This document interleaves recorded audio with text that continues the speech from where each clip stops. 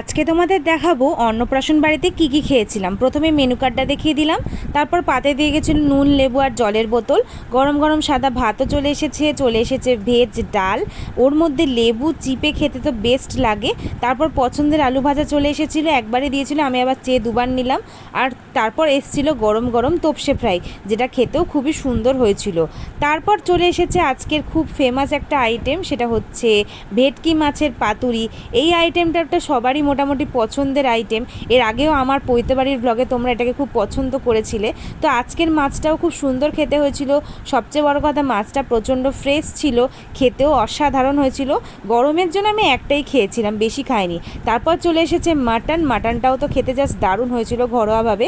তারপর চলে এসেছিল পাকা আমের চাটনি, ছিল পাঁপড়, আর এরপর ছিল মিষ্টি 2 রকমের বেকড রসগোল্লা, তার সাথে একটা রসালো সন্দেশ, আর লাস্টে ছিল কর্নেটো আইসক্রিম। ভালো লাগলে সাবস্ক্রাইব করো।